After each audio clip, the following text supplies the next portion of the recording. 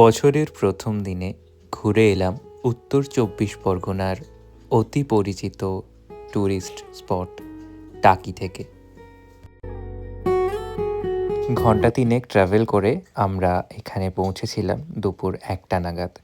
প্রথমেই টোটো রিজার্ভ করে চলে গিয়েছিলাম মিনি সুন্দরবন।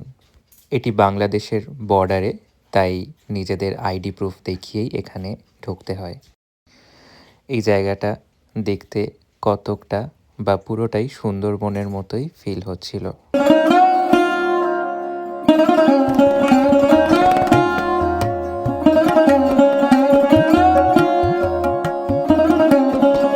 এখানে একটি ওয়াচ পয়েন্ট আছে, যেখান থেকে নদীর ওপারে স্পষ্ট বাংলাদেশ এবং ওখানকার সীমারেখা দেখা যাচ্ছে।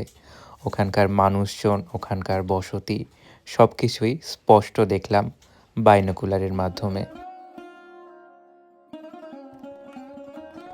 এর পরের ট্যুরিস্ট স্পট মালদ্বীপ রিসর্টে আমরা চলে গিয়েছিলাম, যেটি একটি প্রাইভেট পার্ক।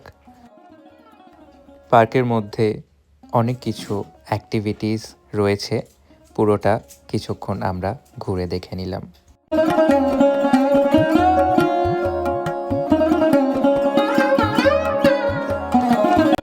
এরপরে আমরা গেলাম কৌশিক গাঙ্গুলির বিসর্জন সিনেমার শুটিং স্পটে। আমার ভীষণ প্রিয় একটি সিনেমা, যেখানে বাংলা ভাগের প্রেক্ষাপটটাকে খুব সুন্দরভাবে ফুটিয়ে তুলেছিল। এরপরে আমরা আরও একটি শুটিং স্পট এবং সেনাপ্রধানের বাড়ি দেখে এলাম। এরপরে মধ্যাহ্ন শেষে সূর্যাস্তের প্রাক্কালে আমরা বেরিয়ে পড়লাম নৌকা বিহারের উদ্দেশ্যে ইছামতির ওপরে। একপারে বাংলাদেশের সীমান্ত এবং অপর পারে ভারত।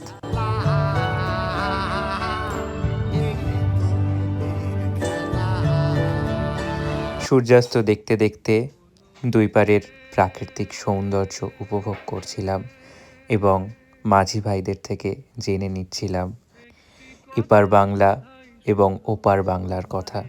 ওইটা হচ্ছে কালিন্দী, বাংলাদেশ চলে আসছে, আর এইটা সাইডে চলে আসে, এটা বিদ্যাধরী। জঙ্গলটা হচ্ছে বাংলাদেশের কেয়া পাতার জঙ্গল। ফোনের ক্যামেরায় ওপার বাংলার ট্যুরিস্ট স্পট এবং সাতক্ষীরা জেলা স্পষ্ট দেখা গেলেও সেখানে যাওয়া বারো। নৌকা বিহার করছি, খুব ভালো লাগছে। পড়ন্ত বিকালে পিছনে ইছামতি নদী ও বাংলাদেশের সীমান্ত দেখে সেখানে দাঁড়িয়ে একটু ফটো তোলার লোভ সামলাতে পারলাম না।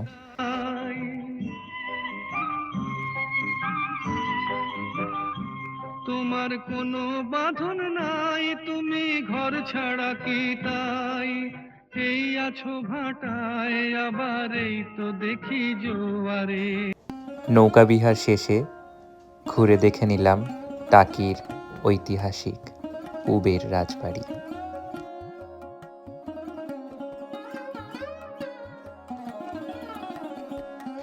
সেখানে বসেছিল পুবের মেলা।